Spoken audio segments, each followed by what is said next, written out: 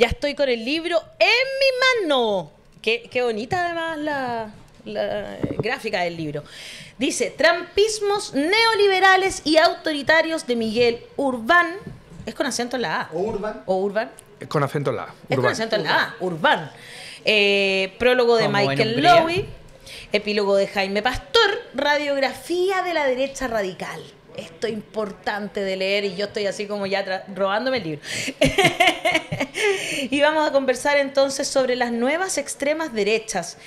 Muy interesante esta temática. Vienes a presentar tu libro también en la Feria Internacional del Libro y las Ciencias Sociales de Recoleta. Miguel, muchas gracias por estar aquí en La Voz de los que Sobran. Y parto por preguntarte por el libro. Es súper importante hacer estos análisis en esta época, ¿no?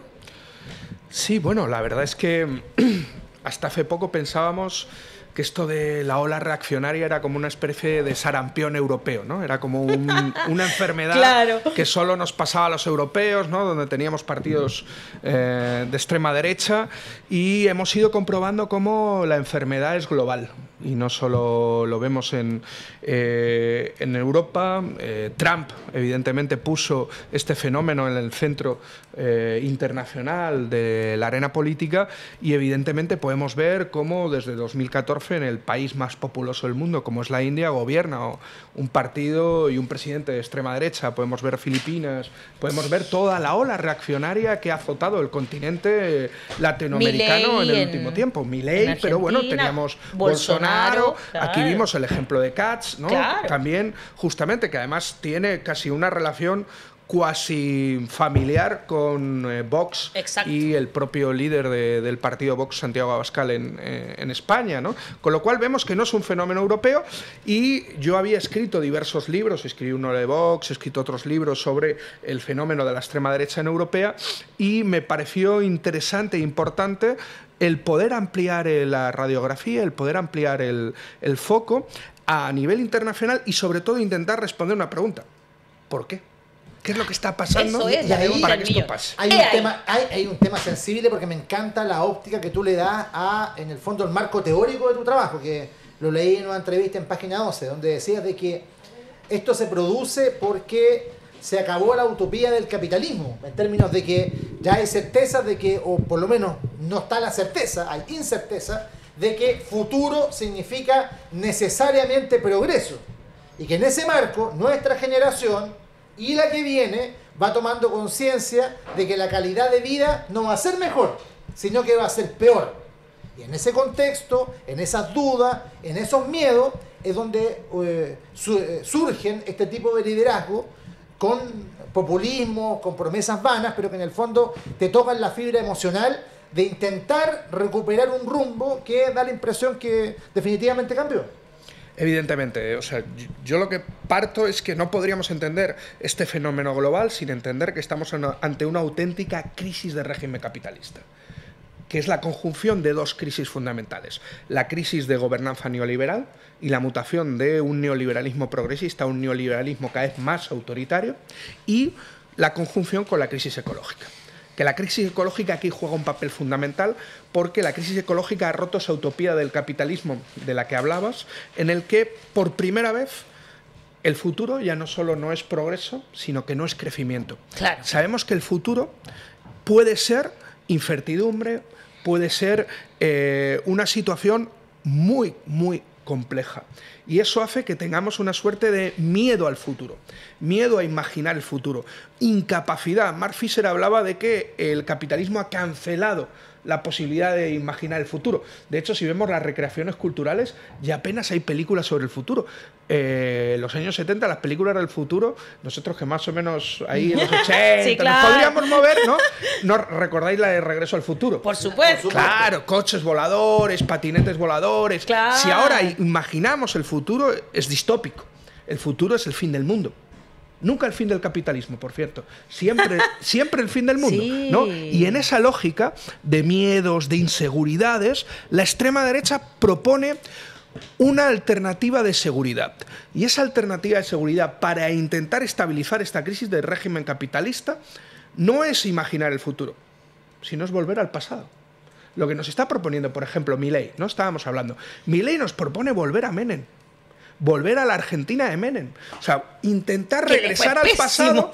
Claro, pero intentar regresar a un pasado donde la crisis ecológica no estaba tan presente, donde esa lógica del crecimiento y del progreso no había sido cancelada, ¿no? Y regresar a ese pasado de la familia heteropatriarcal, donde no había cuestionamientos ni por parte de las diversidades sexuales, una serie de elementos que dan certezas y seguridades donde poder agarrarte. ¿Son ficticias? Claro que son. ¿Son irracionales? Claro que son, pero estamos en un momento de pasiones. Son muy antimujeres, de hecho. Y ojalá que las mujeres sean todas vedettes. Tanta razón que el otro día la ministra Janet Jara, ministra del Trabajo, estaba siendo entrevistada en Televisión Nacional por Matías del Río, y Matías le dijo, pero ministra, ¿qué podemos hacer para volver a esos momentos de los 90, donde todo había crecimiento y teníamos la oportunidad de acceder al consumo? ¿Por qué no tratamos de volver a eso? Y la ministra le decía... no entiendo, Matías, por qué tú me preguntas de esta forma esto, porque en realidad, uno, no se puede, y segundo, durante esa época había crecimiento para algunos, pero se generó la deuda que hoy día estamos pagando con la desigualdad, y por lo tanto es imposible volver a esos esquemas. Claro, pero mira, decías algo que a mí me ha parecido muy interesante. Decías, la extrema derecha es antimujeres, yo diría antifeminista. ¿Por qué? Y yo creo que es un elemento muy importante. El feminismo es de los pocos movimientos sociales que tiene capacidad de pensar el futuro. Es de los pocos movimientos sociales que da una alternativa de futuro, que da una alternativa de vivir diferente y vivir mejor. Así es. Y eso es un enemigo para la extrema derecha. Por eso la extrema derecha ataca tanto al feminismo. Por eso la extrema derecha ataca tanto, lo estamos viendo en Europa, por ejemplo, al movimiento ecologista. ¿Por qué? Porque da una perspectiva de futuro, de cómo poder dar una alternativa a la crisis del régimen capitalista en la que nos encontramos, ¿no? Mira, qué interesante. Yo no lo había pensado desde esa perspectiva, porque nosotros acá nos gusta mucho reflexionar sobre estos nuevos jóvenes tan antifeministas, como tú lo llamas, y yo concuerdo contigo, que es en realidad eso, ¿no? Y es como un manual de la ultraderecha y que empieza como... ¿Cómo se va replicando? Porque ellos acusan que los demás son internacionalistas, que siguen a la ONU, ¿no es cierto?, la Agenda 2030 y todas esas teorías conspirativas que escuchamos. Pero en realidad los que están súper unidos son la ultraderecha en el mundo completo. O sea, Vox, Trump... Como tú dices, Kast, que tiene una tremenda relación con Vox en España, ¿verdad? Ellos sí están unidos y van replicando este modelo trumpista, como lo llamas tú, ¿no? Evidentemente, y de hecho yo en el libro hablo de que existe una auténtica internacional reaccionaria, o varios intentos de coordinación. Internacional reaccionaria, me gusta. Y es curioso porque la izquierda siempre habíamos sido internacionalistas. Sí, ¿no? es que y es justamente lo que vemos, es que la extrema derecha se ha hecho con varios elementos que eran como teóricamente propiedad de la izquierda, ¿no? El internacionalismo que estábamos hablando. Tú, cuando hablabas de la juventud, el tema contracultural. El tema contracultural tiene un elemento fundamental también en la nueva extrema derecha y su conexión juvenil. Si vemos el voto de Milei en Argentina, mayoritariamente es gente joven. Hay diversas explicaciones, evidentemente, pero hay una cuestión fundamental contracultural, en donde ahora mismo ser radical y ser contracultural es ser un machista, ser un homófobo, ser un racista, ser un misógino.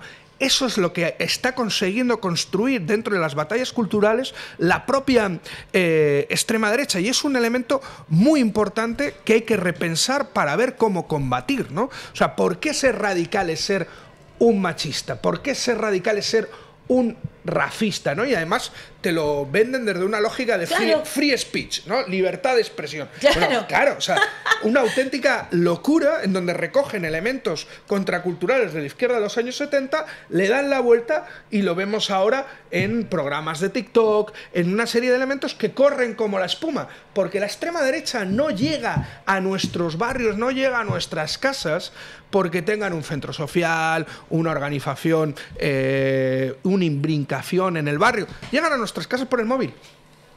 Total. ¿Cómo combatimos esa extrema derecha que llega a nuestras casas con discursos de odio por el móvil? Bueno, pues son respuestas o son preguntas que intento responder en este libro, en donde ponemos ejemplos a nivel internacional de diferentes elementos que cohesionan a esta extrema derecha y que lo podemos ver desde Argentina a Chile, al Estado español, pero de repente te llega a Filipinas o te llega a la India, en donde el choque y la diferenciación cultural sería mucho mayor, pero hay elementos comunes entre toda esta extrema derecha. Y un quiebre que tú planteas ahí es que por lo general la derecha tradicional es vista como conservadora. En cambio acá, este tipo de derecha es más disruptiva. Sí, total. ¿Cierto? Y se une a ciertos movimientos más conservadores de la izquierda también. Incluso tú lo defines como contracultural, que es algo que habitualmente era patrimonio de la izquierda. Eso es, y justamente ahí es donde vemos primero que se está dando una pelea dentro del campo de la derecha de una forma brutal. Lo hemos visto también aquí en Chile por quién consigue la hegemonía del campo de la derecha. Que la extrema derecha está consiguiendo, en muchos casos, ganar esa batalla dentro de la hegemonía del campo de la derecha y ser el polo hegemónico. Y donde no lo consigue, sí que consigue una auténtica radicalización de la derecha. Volvamos al vecino argentino, ¿no? Hay un elemento que a mí me llama la atención. Como una derecha clásica, en teoría, ¿no? Burguesa, con una serie de intereses, apuesta por un señor como Milei en segunda vuelta antes que un tío de centro derecha como era Massa, ¿no? O sea, porque Massa no era una persona de izquierda, no era de izquierda, claro, no era de izquierda. Y era una persona que era predecible, era segura, era una persona que lleva 30 años en el establishment. Exacto. Alguien a donde tú podrías confiar como burguesía tradicional ante un momento de crisis. En vez de simpatologizar al fenómeno de Milei, a una persona sin experiencia de gobierno, profundamente inestable, y al final la derecha prefiere apostar por la opción más radical como es Milei, demostrando que la extrema derecha ha conseguido radicalizar al conjunto de la derecha. Pero no solo es Bullrich y Macri. Recordemos que el expresidente del gobierno, Mariano Rajoy, del Partido Popular, pidió el voto para Milei. Que diferentes personalidades de la derecha moderada pidieron el voto para Milei, en donde Milei genera un fenómeno muy interesante para mí, que es la extrema derecha ha roto con la todología de las ciencias políticas y sobre todo los tertulianos de ciencias políticas en los medios de comunicación, que siempre nos decían que las mayorías sociales y electorales se construían desde el centro y la moderación. Claro. Un centrado moderado es el señor Trump. Un centrado moderado es el señor Bolsonaro. Y el top 10 de los centrados moderados es el señor Milei, ¿no? Nos han demostrado cómo se puede construir mayorías electorales desde la radicalidad de tus propuestas y desde los márgenes del sistema. Y ese elemento es muy interesante porque vemos justamente una izquierda cada vez más centrada, cada vez más moderada y cada vez más minoritaria. Interesante, ¿eh? Hay una persona acá que escribe justamente lo que a mí, yo estoy en completo desacuerdo, pero lo voy a leer. Dice: la cultura woke no funciona. Ya de ahí ya partimos de una base que la cultura woke supongo que se refiere a los movimientos feministas, a los movimientos identitarios, que le han llamado también algunos, ¿verdad? Que tienen que ver con las diversidades sexogenéricas, los movimientos ecologistas, los movimientos indigenistas. Lo siento, va en contra de la clase trabajadora. Se centran en el género, un nuevo dualismo cartesiano. Hay tantos hombres trabajadores pobres y mujeres ricas acomodadas. El típico comentario antifeminista. El típico ¿Qué respondería a ese? Y es una persona de izquierda. El típico comentario que demuestra la derrota de la izquierda. Yo creo que es incluso más allá del un poquito, antifeminismo. porque woke es, claro, se habla como de esta cultura... vamos a ir al centro vamos a lo que significa del elemento. woke eso también es. y todo eso. Yo digo porque yo tengo un capítulo que se llama Muerte al woke justamente en el se libro, ha puesto muy de moda sobre eso, ¿no? el tema de guerras culturales, ¿no? Claro, ¿qué es la guerra cultural? Que es un elemento fundamental, y ahí se demuestra, para mí, la derrota a la izquierda cuando la izquierda le compra el discurso a la derecha o a la extrema derecha. Ahí es cuando ya directamente estamos derrotados y muertos. Yo creo que esto es un elemento muy importante. Primero, ¿qué significa woke? O sea, lo digo porque muchas veces la gente no sabe ni lo que significa, pues no tiene nada que ver con el género. De hecho, viene justamente de los años 30 del movimiento antirracista norteamericano, en donde una persona woke era una persona despierta ante las injusticias raciales. Un buen concepto. Alguien que está y que responde ante lo que serían las injusticias raciales. ¿Cuándo la extrema derecha empieza a hablar del movimiento woke? ¿Cuándo empieza a criminalizar al movimiento woke, a atacarlo y a ponerlo en la diana como de su guerra cultural? Después de la derrota de Trump. ¿Quién gana Trump? Pensemos quién gana Trump. Trump pierde a pesar de Biden. Claro. Porque si hubiera sido por Biden, hubiera ganado Trump. Trump pierde por un movimiento. Black Lives Matter. Un movimiento antirracista. Un movimiento que consigue en los últimos 6 meses, antes de las elecciones, una movilización extraordinaria por los derechos civiles como no se veía en años en Estados Unidos, y consiga catalizar y canalizar una serie de movimientos, logrando una movilización del electorado histórica, no votando a Trump, no votando a Biden, sino votando contra Trump. El trumpismo analiza cuál es su enemigo. ¿Es Biden? No. Es el movimiento antirracista. Es Black Lives Matter. Y ahí empieza la cruzada anti-woke. La cruzada contra los movimientos sociales que verdaderamente habían derrotado al trumpismo en las elecciones. Y de repente vemos la capacidad increíble que tiene la extrema derecha de permear, que hasta sectores supuestamente de izquierdas compran el discurso reaccionario de la extrema derecha. Es súper importante lo que tú estás explicando. A mí me parece genial.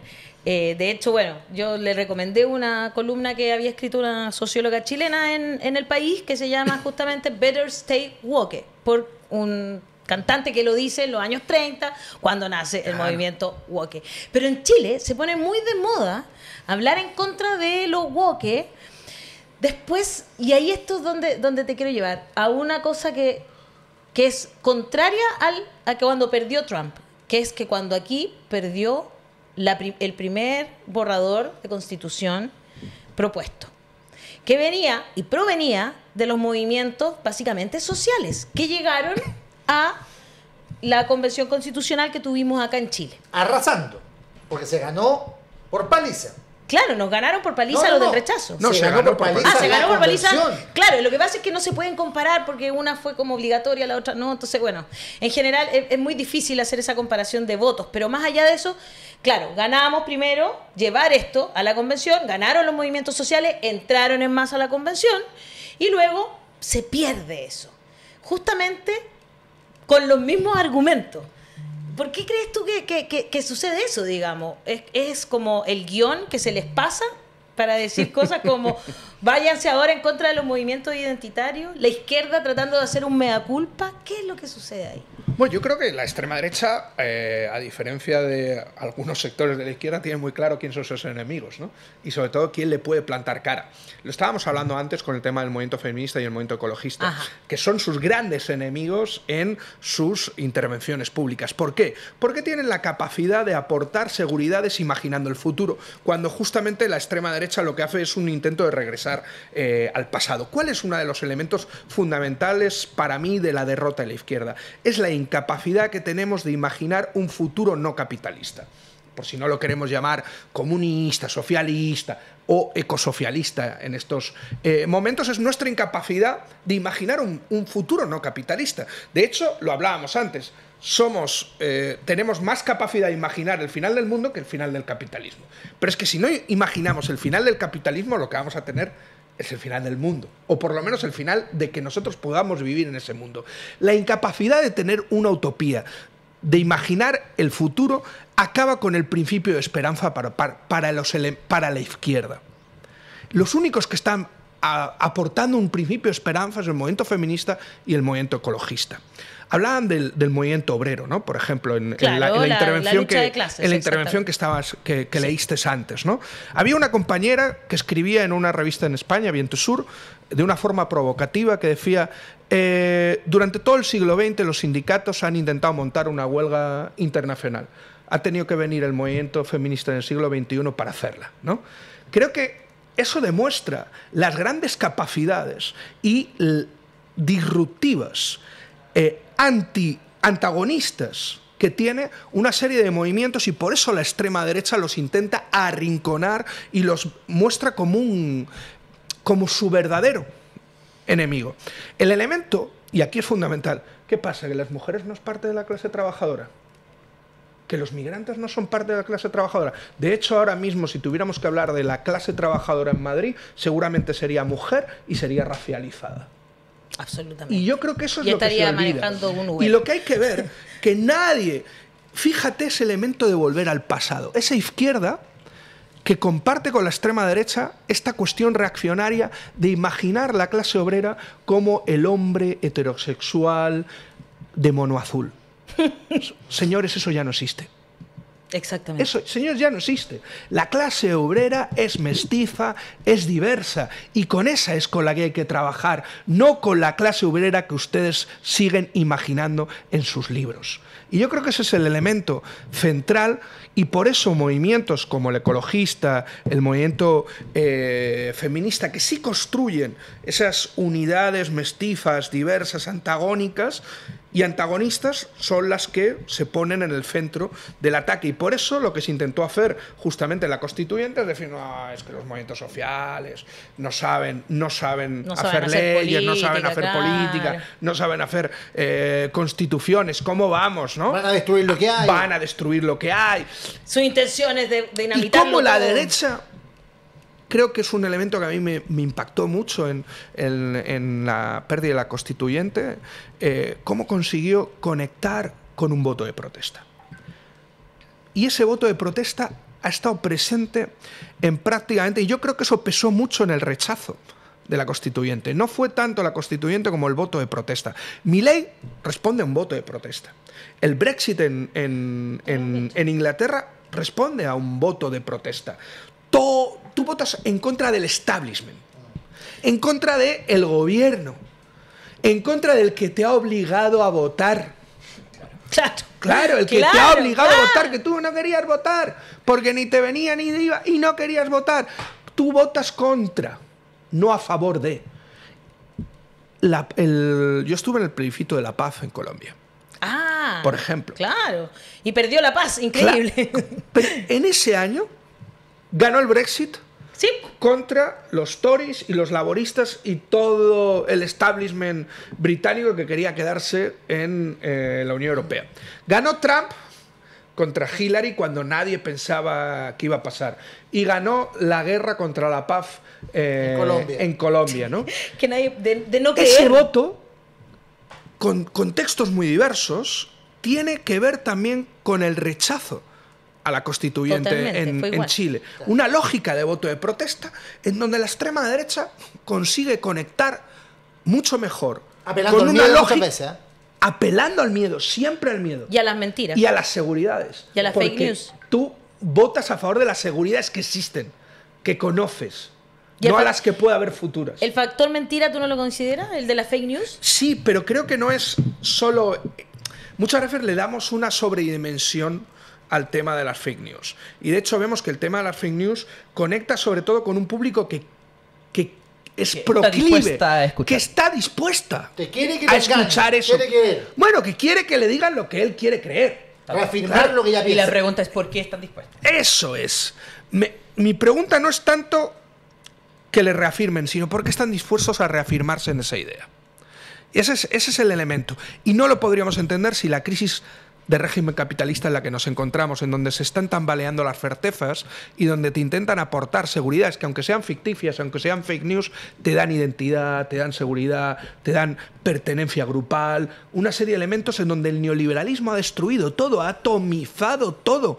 No hay lazos de clase, no hay lazos de comunidad. Ahí la extrema derecha aporta. La cuestión es, ¿dónde está la izquierda? Y ahí te quiero llevar a un terreno también local, porque tú bien planteabas que la izquierda carece hoy día de una utopía, de una alternativa al capitalismo. Y en esta entrevista en Página 12 tú planteabas de que cuando ocurrió la elección de Boric, él pierde la primera vuelta con Kast y la gana en la segunda vuelta porque es el voto contra Kast más que de apoyo a Boric. Finalmente uno dice ahí, y tú lo planteabas, la propuesta de Kast era militarizar el norte, sacar milicos a la calle, tener políticas para expulsar migrantes. Y al final Boric llega al gobierno y termina haciendo lo mismo. Lo mismo que había prometido Kast, con algunos matices, pero lo mismo. ¿Cómo evalúas tú eso porque cuando uno habla con la gente del gobierno dicen, pucha, pero es que no tengo mayoría en el Congreso, tengo dificultades en la calle, una baja aprobación, entonces tengo que acomodarme a la realidad. Ya, pero es que teóricamente nosotros hacemos política para cambiar la realidad, no para acomodarnos a la realidad, ¿no? O sea, ese era el elemento central en donde nosotros creemos que hay que ir a la izquierda de lo posible, no adaptarte a lo posible. Yo creo que es un elemento fundamental. La gran victoria de la extrema derecha no es solo gobernar, es conseguir que se compre el discurso y la agenda de la extrema derecha. Hay una frase que a mí me encanta de cuando terminó su mandato Margaret Thatcher, que le preguntaron ¿cuál es su mayor victoria, señora Thatcher? Y ella dijo, Tony Blair. Le dijeron, ¿cómo? ¿El líder laborista que ha arrasado en las elecciones? Claro, que Tony Blair no quiera cambiar mis políticas es mi mayor victoria, ¿no? Que en Europa se conoce como la lepenización de los espíritus, como el programa de la extrema derecha ha conseguido capilarizar hasta los gobiernos de izquierdas en las cuestiones migratorias. Lo vemos en el gobierno de coalición en España. No solo aquí en Chile. Claro, yo ponía el ejemplo de Chile en página 12, pero lo podemos ver aquí. Esa lepenización de los espíritus también responde a la incapacidad en un momento político para un proyecto reformista. Y este es un elemento. No hay capacidad para la reforma. O hay un enfrentamiento de desobediencia con lo que hay, o si no, al final te vas a ir cada vez adaptando más y comprando la agenda de lo realmente existente. O confrontas con lo que hay, o asumes lo que hay. Y eso es una decisión política. Esa es una decisión totalmente de acuerdo. Pero tranquilidad. Tranquilidad. Es que Hassan quiere hacer un contrapunto que me parece fantástico. Y yo solo para debatir, porque esa es la idea. Pero antes quiero leerles algunos comentarios de la gente. Giselle Morales dice, gracias por tremendo invitado, excelente análisis. Franz Hickel-Lammert y la escuela del DEI en CR han hablado de eso. Los movimientos sociales, mujeres, negros, indígenas son una amenaza para el fascismo.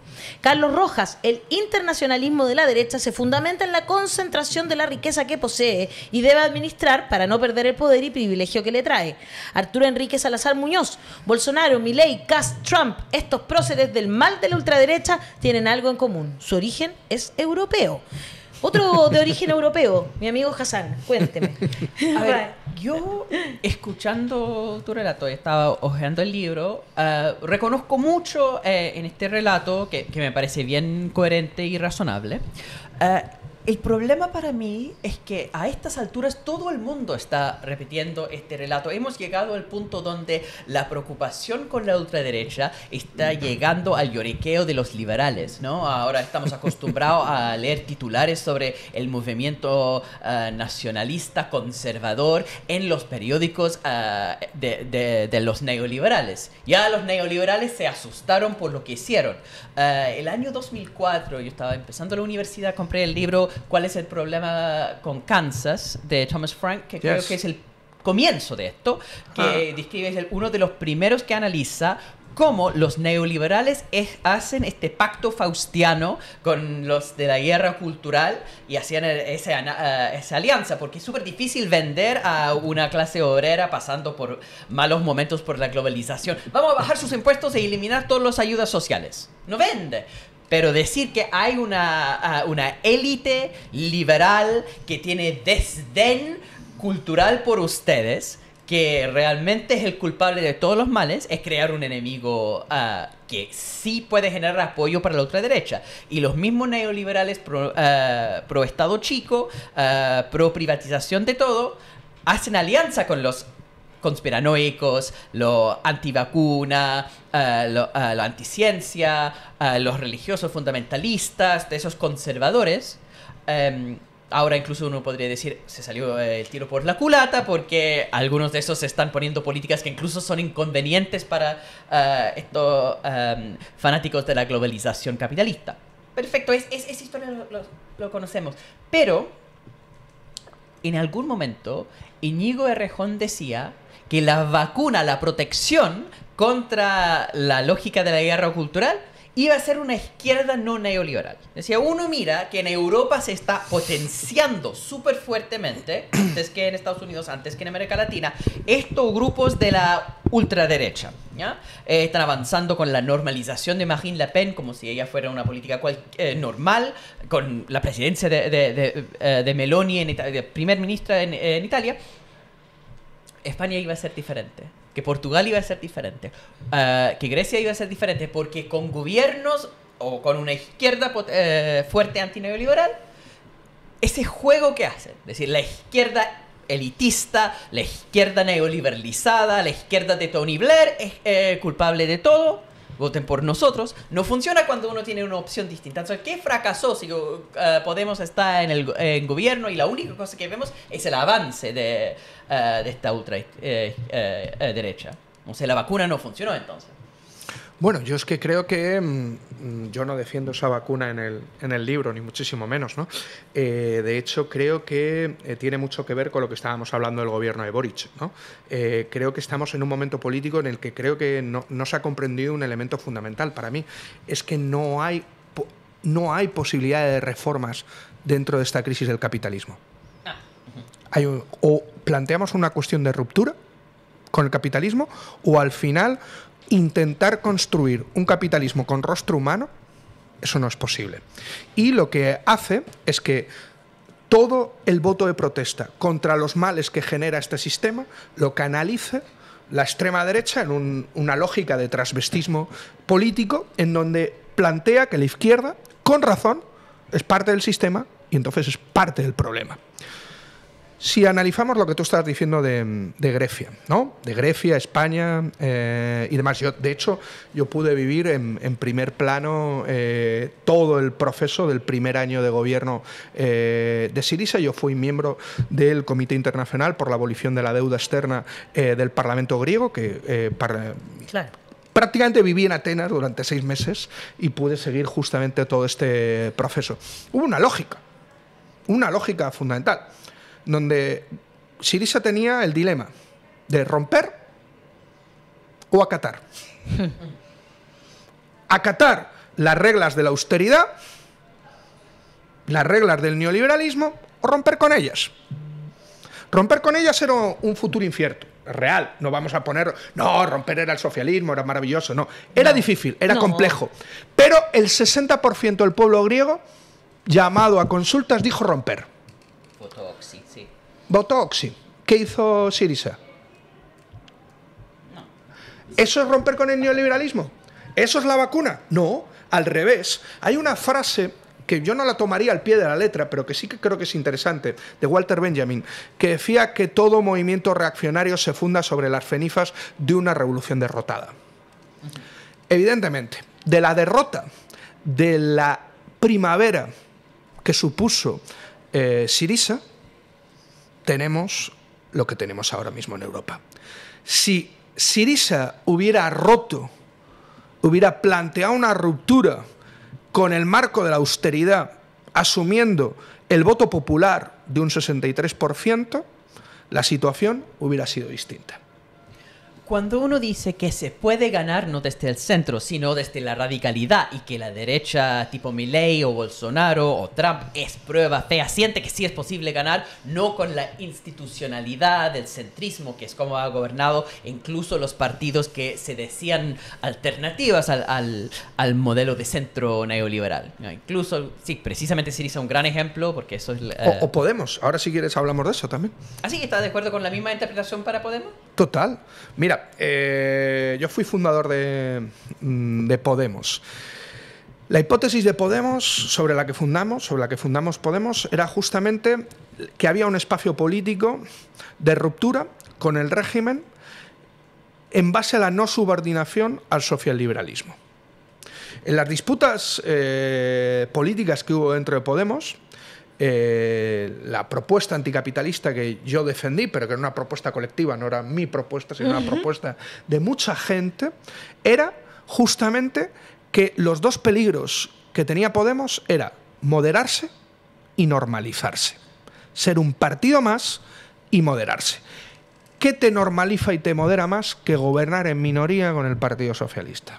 con una fuerza social liberal, que te normaliza y te pues modera más que gobernar con la concertación, ¿no? O sea, lo digo por también buscar paralelismos. Es que ¿no? se parecen Es demasiado. lo que pasó acá también. Podemos y el Frente Amplio Claro, son muy pero similares. cuando Podemos era visto como la opción más radical, cuando Podemos defendía, le digo porque aquí esto nunca lo ha defendido el Frente Amplio, nacionalización de los sectores estratégicos del país, salida de la OTAN, impago de la deuda, por ejemplo, renta básica universal. Esto se planteaba en 2015 y Podemos tenía una expectativa de voto en las encuestas del 32%. Igual algunas Cuando cosas sí. Podemos se modera, las expectativas bajan. ¿Por qué? Porque también hay una lógica de protesta contra el sistema, que eso está presente. Y el tema es, o lo canalizas por la izquierda o lo canalizas por la extrema derecha. Tal cual. Y ese es el riesgo que corremos, claro. Es muy interesante. Ahora- Es que yo, cuando lo plantea Miguel, hay algunas cosas que sí planteaba el Frente No, por Amplio, supuesto, al por inicio. supuesto. No, es parte de lo mismo, Acordemos que sociológicamente. Gabriel Boric decía no al TPP-11. ¿No es cierto? Porque por los problemas que podría traer el TPP-11, en fin, un montón de cosas. Yo sé que tú no estabas de acuerdo nunca, pero es lo que... Entonces, pero después llega al poder y aprueba el TPP-11. ¿Qué sienten los movimientos ecologistas? Que los traicionó. Entonces, que se suponía que íbamos a luchar por el aborto libre. ¿Qué sucede cuando llega? Tenemos que defender con suerte las tres causales. Porque El problema es que nosotros éramos el partido del sí se puede. Llegas al gobierno y te conviertes en no se puede. Eso es terrible. Eso es terrible. Toda la razón. Ese elemento es terrible. Y a veces es muy poco pedagógico. Sí, es muy poco pedagógico. Yo entiendo que no vamos a derrotar al capitalismo mañana. Nadie está planteando eso. De hecho, entre el hoy y el socialismo hay el mientras tanto. Y lo difícil es gestionar el mientras tanto. Pero creo que hay que ser pedagógico porque la gente no es tonta. Y hay que explicar lo complicado de la situación política y la necesidad de cambios radicales y estructurales para poder enfrentar la crisis que tenemos. Y tú no... La gente te tiene que acompañar. Y para que la gente te acompañe tienes que explicar las cosas. El gobierno de España se han vendido derrotas como victorias históricas. No, hoy es un día histórico, hemos conseguido reformar la reforma laboral del Partido Popular cuando nuestro programa decía derogar, no reformar.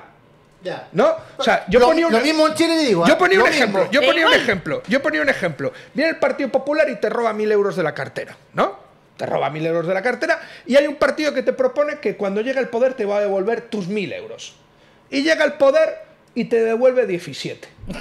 ¿No? Y te dice, oye, que te he devuelto dinero. Y dice, ya, pero me prometiste 1.000, no 17. ¿No? Esto es una victoria, porque si hubieran gobernado los otros no te hubieran devuelto ni 17. Es real. Es cierto. Sí, claro, Sí. es cierto. Sí, lo Probablemente peor es que te es podría cierto. haber quitado otro 1.000. Claro, es cierto, es cierto, Claro. es cierto. Pero yo no te voté para que me volvieras 17. Y si me tienes que devolver 17, explica que ahora me puedes devolver 17 y que vas a luchar para devolverme los 1.000, 993 euros que me debes. Es como acá en el nosotros próximo periodo, por lo menos. celebrando el sueldo mínimo a 500.000 que llevamos peleando 15 años, por lo tanto ya no es los 500.000 que hace 15 años estábamos Ya no peleando. vale lo mismo esa plata. Claro, porque, ¿cachai? Otro caso que más cotidiano. Vamos a reformar Carabineros y trabajamos con los mismos. Claro, y tenemos estado de excepción en el sur que lo mantenemos desde hace cuánto en el Gualmapu. Vamos a acabar con los pacos y al final terminamos dándole más. Más, y todavía fuerza a los tenemos pacos, ¿no? al general Y sobre Yáñez todo hay que un está a punto elemento de ser formalizado. terrible. en el poder. Para mí hay un elemento terrible en las derrotas de la izquierda que legitima mucho más el sistema. ¿A qué me estoy refiriendo? Para mí, volviendo, porque tampoco me quiero meter solo en política chilena, en el Estado español, la reforma laboral, ¿no? Que la reforma laboral, para mí, la derrota no solo que era que te devolviera 17 en vez de 1.000, sino que al reformarla y no derogarla, ya estabas legitimando la reforma neoliberal del Partido Popular, pero desde un partido de izquierdas. ¿Cómo le das la vuelta a eso? Es mucho más complicado darle la vuelta a una reforma impulsada desde una derrota de la izquierda que desde la derecha. Por eso la responsabilidad que tenemos las organizaciones de izquierdas es tan grande en ese sentido. Nosotros no podemos ser el partido del no se puede. Nosotros no podemos decir es que estamos haciendo... bueno, es que la realidad es esta. No, no, no. Es que nosotros hacemos política para cambiar la realidad. Tenemos que ir a la izquierda de lo posible. Demostrar que se puede hacer porque es una cuestión de voluntad política. Y pongo el último ejemplo que me parece importante, no tiene nada que ver con la extrema derecha, pero por la cuestión es de que sí se pueden hacer las cosas. No sé si habéis seguido la actualidad política en España, el tema de la amnistía, ¿no? La amnistía, Sí. el caso... Para Justo, que había mucha gente se preguntando mantuviera Pedro Sánchez. pero hay mucha gente preguntando sobre eso. ¿Qué piensas sobre todo esto que sucedió ahí para que Pedro Sánchez pudiese estar Yo estoy a favor de la en el amnistía, poder? yo siempre lo dije, pero no una amnistía a la carta. Para mí el problema de esta amnistía es que es insuficiente. Tendría que haber habido una amnistía para todas las personas presas y encausadas, criminalizadas y reprimidas por luchar en los movimientos sociales en los últimos años a raíz de la aplicación de una ley mordaza, una ley que hace una criminalización del derecho a la protesta. Para mí es inconcebible que se ganara en Chile y al día siguiente no se acabara con todos los procesos de las revueltas del 19, por ejemplo. Pues lo mismo lo aplico en el Estado español. Es inconcebible que nosotros ganemos y no haya una amnistía. Un compañero nuestro de anticapitalistas, si nada lo impide, el próximo martes va a entrar en prisión 5 años por una protesta contra Vox en el 2019. Una protesta en donde el Tribunal Supremo Español dice que no está probado que participaran ni en los disturbios, ni quemara nada, ni hiciera nada. ¿Y por qué le dieron 5 años? Porque participó en la manifestación no legalizada contra Vox, en donde hubo disturbios y hubo daños, con lo cual le hace corresponsable de lo que allí pasara. ¿Le están culpando a una persona por una manifestación? 6 personas, exactamente. Una es compañera nuestra. Imaginemos esa locura. Es una locura que este chico vaya a entrar en la cárcel 24 años, vaya a entrar en la cárcel. Es una vergüenza que habiendo un gobierno de izquierdas no haya una amnistía para todos estos compañeros en el conjunto del Estado español. Mi crítica a la amnistía en el Estado español es que es insuficiente, es corta y es a la carta, pero demuestra un elemento fundamental. La amnistía era imposible. Hace un año era imposible. Cuando se han necesitado 8 diputados para que el gobierno socialista se mantenga en el poder, hay amnistía. Entonces, ¿cuál es el problema? ¿Era realmente imposible? ¿Dónde está lo posible en la política? Lo posible en la política es una cuestión de voluntad y de enfrentamiento. Porque sabe perfectamente al Partido Socialista no solo una cuestión de voluntad, le está costando enfrentarse contra todo un régimen de jueces, fiscales, una serie de cuestiones. Claro que sí. Pero es una cuestión de voluntad política de enfrentarse. Y hemos perdido la voluntad política de enfrentarnos al sistema. Y eso es una cuestión que esto lo demuestra. Si 9 lo pueden hacer, yo he preguntado, oye, la izquierda ahora mismo, que está en el gobierno, tiene 28 diputados, quitando ya a los de Podemos que no están dentro del gobierno, ¿no? ¿Podemos romper relaciones con un Estado criminal y genocida como Israel? Pongamos 29 diputados encima de la mesa, porque para la amnistía han sido 8. ¿Se puede o no se puede? La cuestión es un elemento de voluntad política. A ver.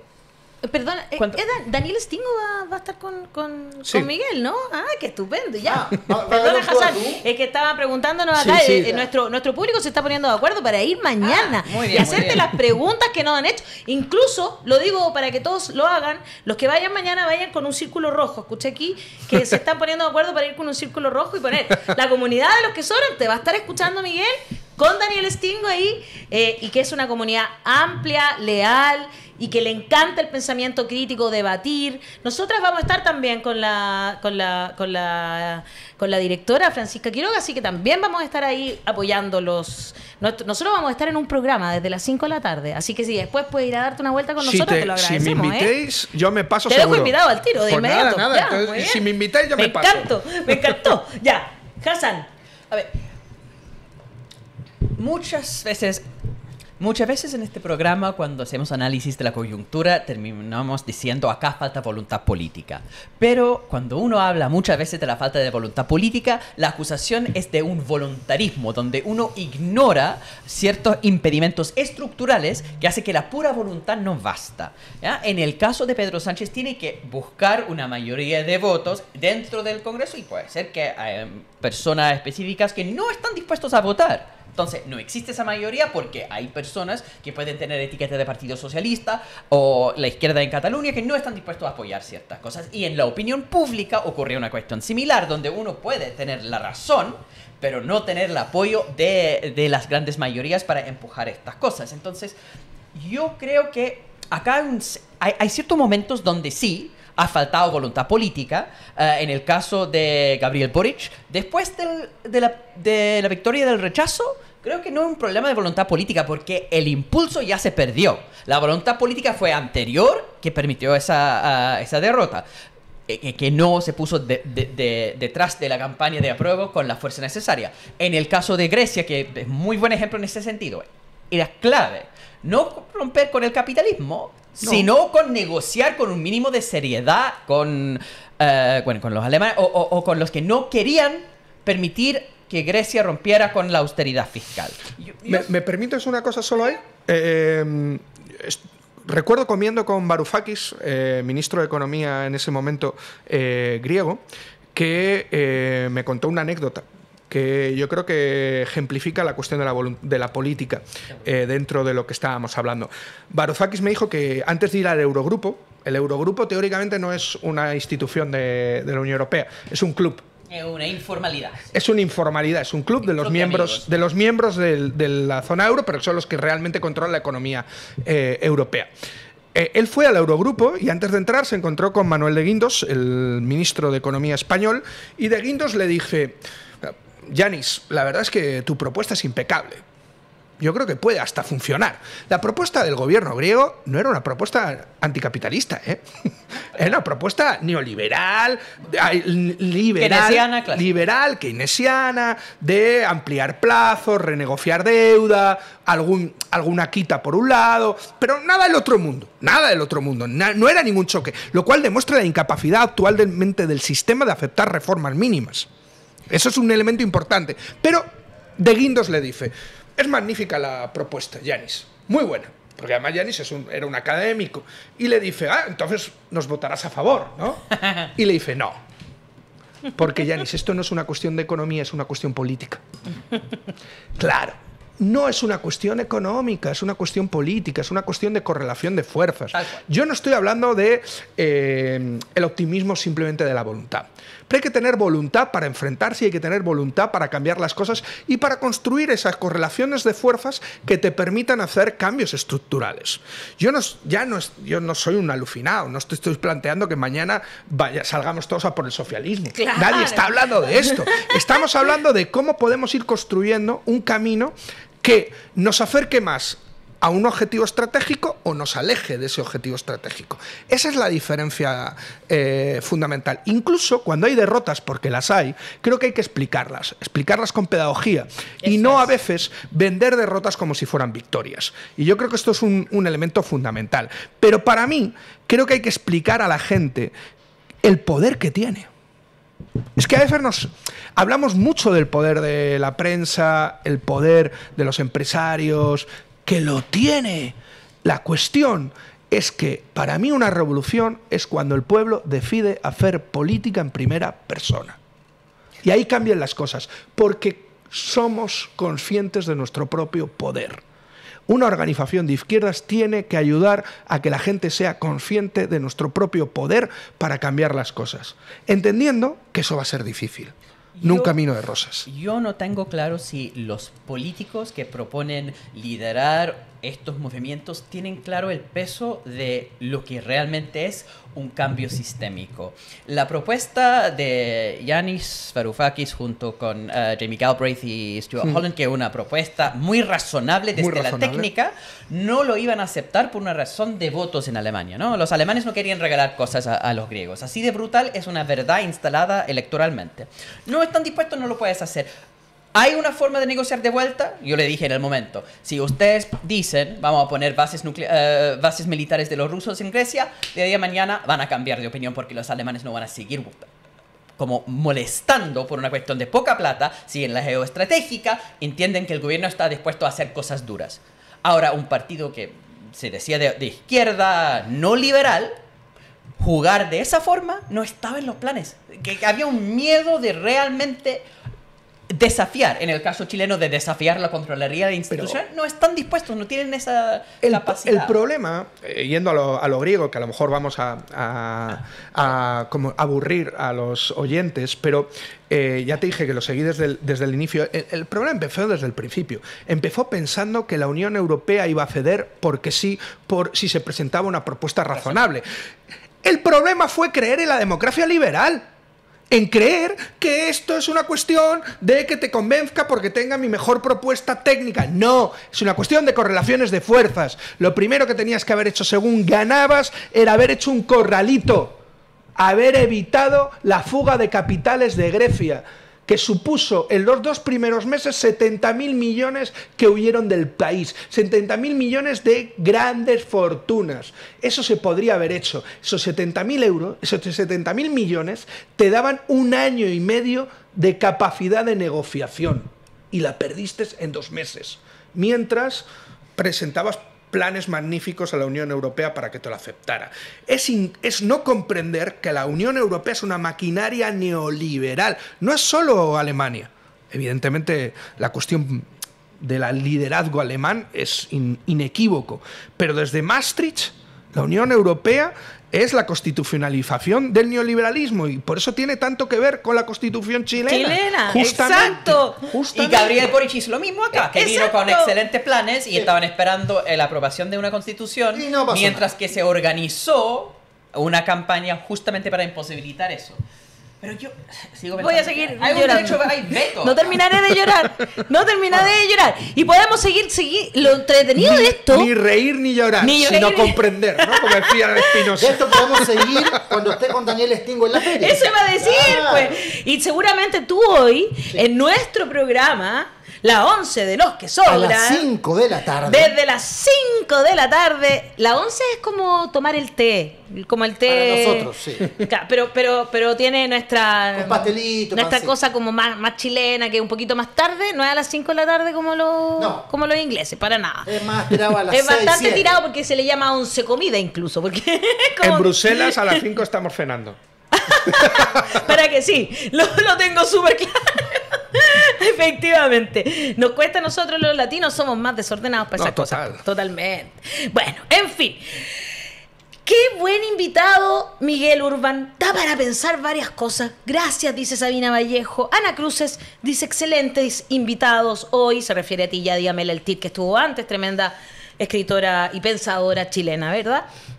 Blanca Castroviejo dice, me encantó del invitado. Gracias, Miguel. Te da las gracias. Muchas gracias. Directamente a nuestro público que está de más conversando y pensando. Fíjate que el programa del día de hoy no alcanzamos a conversar tantas cosas, tocamos solamente, y se unen los temas, el lawfare, que es también justamente al creer que nosotros permitimos, al creer tanto en las instituciones liberales, que las instituciones funcionan, ¿no es cierto? Dejémoslo en el Poder Judicial, donde las instituciones funcionan. Pero tenemos casos, ¿verdad? Como el de Lula, como el de Rafael Correa, y tantos, y que hoy día estamos viendo acá en Chile con Daniel Jadwe. Esa es la realidad. Entonces, en fin, para pensar, eso es lo que pasó hoy.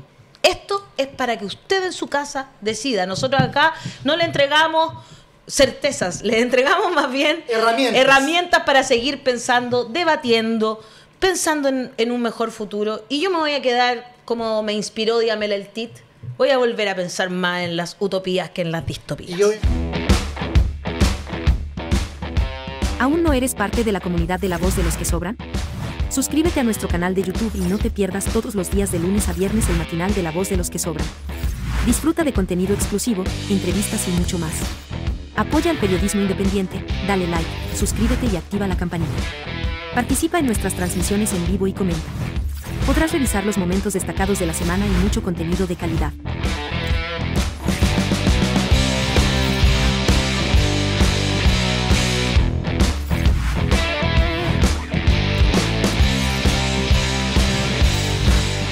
Suscríbete a nuestro canal de YouTube y no te pierdas todos los días de lunes a viernes el matinal de La Voz de los que Sobran.